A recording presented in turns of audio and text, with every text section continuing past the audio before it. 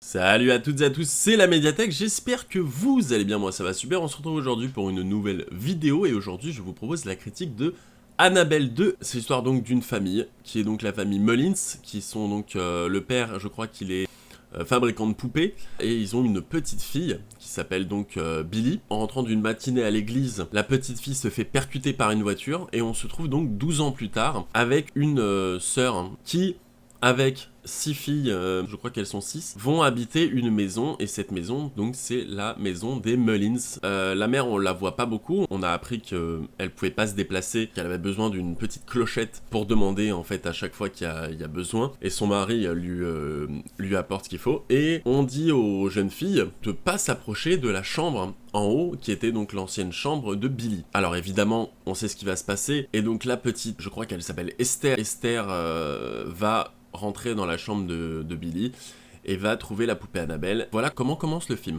Évidemment, on sait comment ça va se dérouler, il va y avoir des forces démoniaques, il va y avoir de la possession. C'est une révélation ce film, parce que c'est fou. Comme quand on choisit de bons réalisateurs, on arrive à avoir de bons films. C'est quand même un film qui est mieux que son prédécesseur, donc Annabelle, et ça me fait penser à Ouija 2, que j'avais beaucoup aimé, qui était beaucoup mieux que Ouija 1, qui n'avait absolument rien à voir avec Ouija 1. Ouija 2 était vraiment super.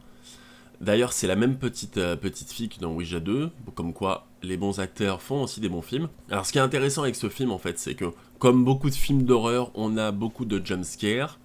Et en général, quand on a des jumpscares, ce sont des jumpscares où, par exemple, on va avoir un plan sur une vitre, un plan statique, où la musique va se couper, et d'un coup, on va voir un oiseau qui va arriver comme ça, ou alors, je sais pas, une petite fille qui va se retourner, et elle va regarder dans une direction.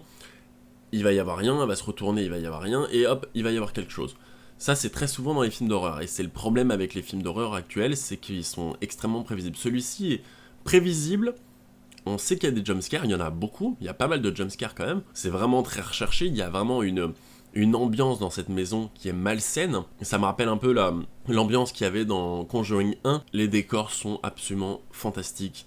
Il y a vraiment une reproduction totale d'une maison, alors je sais pas s'ils ont reproduit une maison, alors si c'était une maison qui existe vraiment, mais cette maison fait vraiment flipper, c'est une maison gigantesque où il y a un truc genre 17 pièces. Il y a énormément de choses dans cette maison qui sont flippantes. Il y a une scène, c'est à la moitié du film, c'est là où on a vraiment la présence de la force démoniaque qui harcèle la petite fille, je crois, qui est donc Elizabeth, ou Beth. Pas une scène où il y a un jumpscare et ça s'arrête, c'est vraiment une scène où il y a un jumpscare.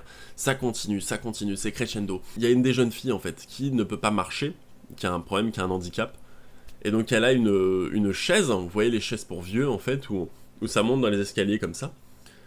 On va voir la jeune fille qui va commencer à descendre, et arriver en bas, elle va être complètement bloquée et on va revenir en haut. Ça m'a rappelé un peu la scène de Annabelle 1 où on a le personnage principal qui est bloqué dans un ascenseur et quand elle appuie sur l'ascenseur, les portes se ferment et se réouvrent.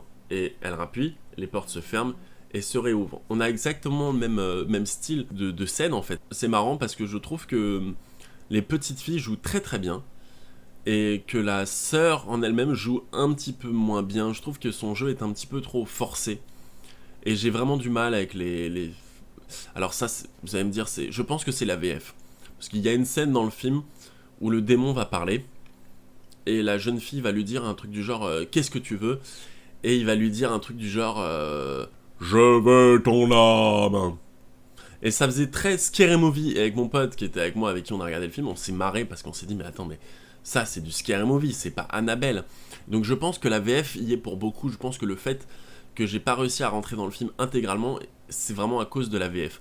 Je pense que si je le regarde en VO, je vais être beaucoup plus investi dans le film. Et d'ailleurs, petite parenthèse, j'ai aussi beaucoup de mal à rentrer dans le film à cause de à peu près 4 personnes devant moi et 4 personnes derrière moi qui parlaient pendant tout le film, qui se plaignaient, qui criaient à chaque fois qu'il y avait une scène. Alors je sais que c'est le problème avec les films d'horreur, je sais que c'est le problème quand on va voir un film d'horreur en VF, le soir, un vendredi soir, il y a beaucoup de monde. Mais là, c'était franchement ridicule, là, c'était chiant. Et à un moment donné, j'avais un café, j'avais juste envie de le jeter à la gueule des gens parce que c'était insupportable. Et ça, c'est dommage parce qu'il y a plusieurs moments dans le film où je suis sorti parce qu'il y avait des gens qui gloussaient, qui rigolaient, qui ah, ça fait peur.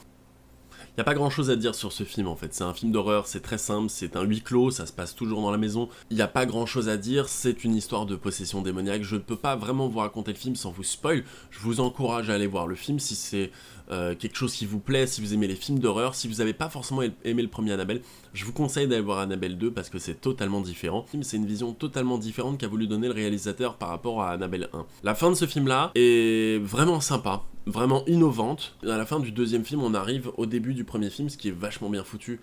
Parce que ça fait vraiment plaisir de voir que, en fait, tout est lié, quoi. Et c'est fini pour cette critique, j'espère que vous aurez apprécié. Je vous conseille d'aller voir Annabelle 2, parce que c'est vraiment un bon film, il y a du bon jeu d'acteurs, il y a des bonnes lumières, il y a du bon son, des beaux décors. Il n'y a pas trop de jumpscares, il y en a quelques-uns, mais pas trop. Je vous dis à plus dans une prochaine vidéo, c'était la médiathèque, je vous dis à plus, bye bye.